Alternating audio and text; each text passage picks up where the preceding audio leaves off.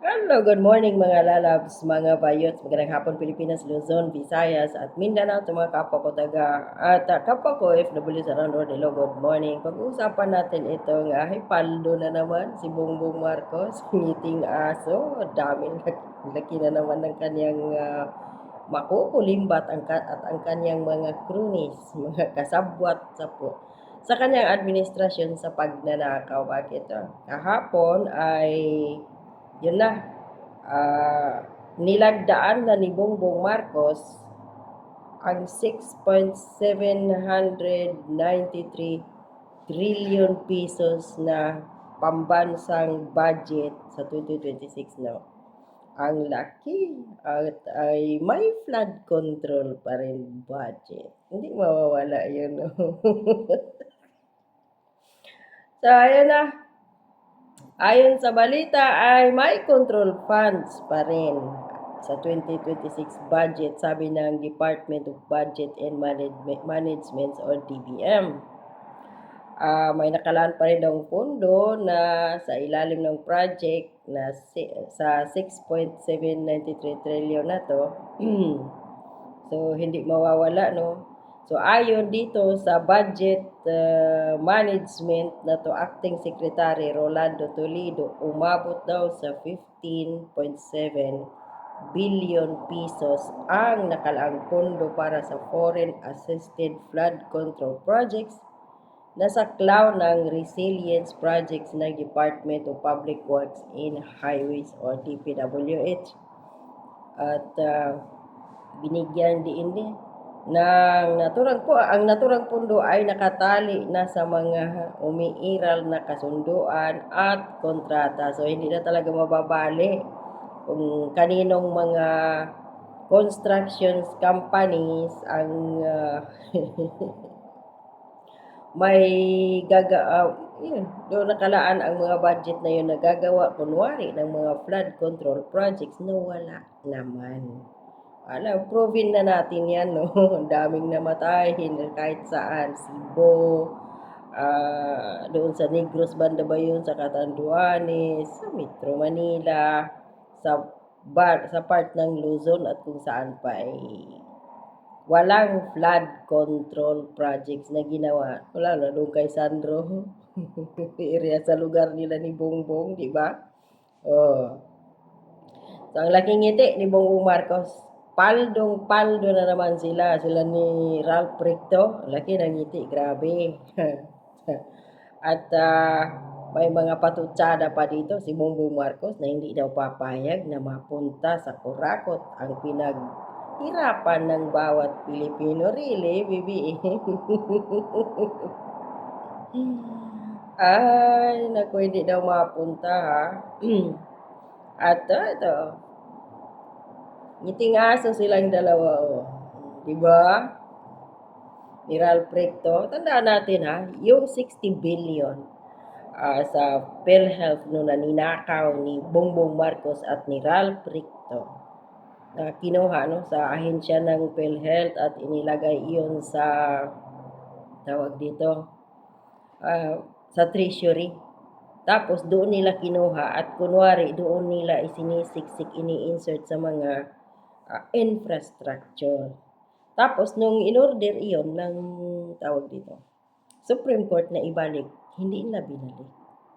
So sabi ni Recto, nung siya pa ang Finance Secretary, hihintayin ang budget ng 2026 at doon na ilalagay sa NEP, National Expenditure Program. Doon na i-insert kung saan banda yun na ahensya ng gobyerno nila ilagay, dagdagan, para doon kukunin at ibalik sa PhilHealth. So, taong bayan pa rin ang logi.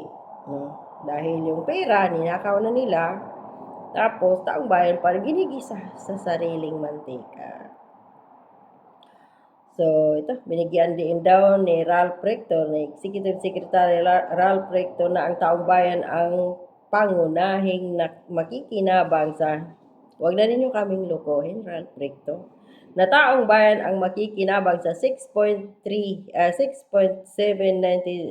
trillion na ito. Kayo, Kahit saang ahensya o saan taong bayan makinabang doon sa mga ayuda, sa MAIP, AIX, TUPAD, at kung ano-ano pa yung mga ayuda-ayuda na yun. Wala din naman yumaman ba ang mga tao? Nung may ayuda ang binigay ang gobyerno nung nakaraang taon, wala naman. Naghihirap pa rin. Magkano lang ang ayuda ang binigay? Trabaho ang dapat ninyong ibigay sa taong bayan. Permanenteng trabaho. Hindi yung bigyan nyo lang ng 5,000, 3,000. Isang araw lang yun. Kulang pa. Hindi nga aabot ng isang araw eh. Pampariban lang yun ng iba. Bili lang din ng iba ng droga para singhotin. Isang oras yun. Ubos. Taong bayan daw ang makikinabang sa national budget. Di pa niyo sabihin na kayo ang nakikinabang dito. Dahil kahit saan ngayon ay naku po. Doon ilalagay ang mga budget dito mga lalabs, mga bayots, at doon nila kukunin unti-unti ng Bongbong Marcos.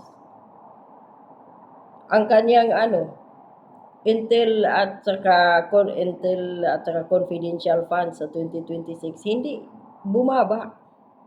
Samantalang si VP Sara sa kanyang opisina 0. Kay Bongbong Marcos 4.5 billion pa rin. Pero, hindi niya alam kung saan ito ginamit. Wala. Either inipon na ito, dinala na doon sa ibang bansa. Unti-unti. Para pag wala na sila sa pwesto, tiba-tiba sila, paldo-paldo. Hanggang sa kaapu-apuhan. Trillions of pesos ba naman ang nawawala taon-taon.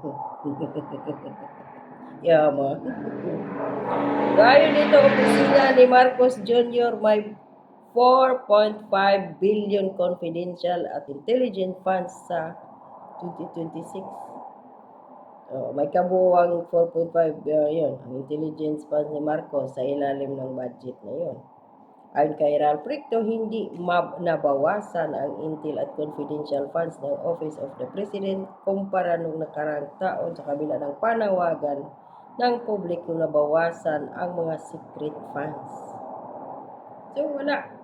Kahit anong panawagan ng taong bayan, nabawasan ang confidential intelligence fund ni Bongbong Marcos, hindi pa rin nila ginawa. Sinusunod pa rin nila kung ano yung gusto nila mga lalabs, mga bayots. O ayon kay Tito Soto, itong Tota Soto na to, malinis daw yung budget. Pero gusto ni BBM mas malinis pa. Mas malinis pa ang gusto ni BBM na malinis na kawin. Dahil pumalpak kayo nung nakaraang taong budget, hanggang ngayon, yung 13 pages at 28 blank items na yon na ini-reveal ni dating Pangulong Duterte at ni Congressman Ongab ni hanggang ngayon 2026 na hindi na yun na ulit pa na binuksan ng Korte Suprema ang usapin na yun. So magkano ang sayo dito, Tota Soto? Kasi daw napakalinis daw ng budget ngayon, sabi ni Tota Soto, no? Na pa dito sa kanyang unprogrammed funds, tapos yun, ang national budget sabay na nagveto si Bongbong Marcos ng halos 92.5 billion daw sa unprogrammed. Ay, naku, kunwari nagveto, niwala naman kayo dyan. Walang malinis sa budget dito, Soto. Paldo pa rin kayo dito. Kayong mga kasabwat ni Bongbong Marcos. Yun. Ang nakikinabang kay Ralph Recto, yung sabihin na malinis ang budget ni Bongbong Marcos, pinakamataas na budget sa kasaysayan ng Pilipinas under Marcos Jr. administration. Tapos pinakamalaking nakaw na nangyari sa kasaysayan ng Pinas, Marcos Jr. Hindi natin ipagkaila. Magnanakaw ang ama, magnanakaw ang nanay, magnanakaw ang anak, pati apo na si Sandro. Kawatan sa kaban ng bayan. Pamilya talagang kawatan. So, dito na talaga magwawakas. Kaya, ngayon, talagang tinutudo na ng Marcos family na to. Nakawin ang kaban ng bayan dahil si Bongbong Marcos na ang huli na makaupo sa national government. Wala na. Doon na lang yan sa kanila. Sandro, doon na lang yan sa kanila. Wala nang presidente pa or siguro senador na, si Amy na lang siguro. Pero Sandro, wala na. Ito na yung huli. Kaya, todo kulimbat sila ngayon.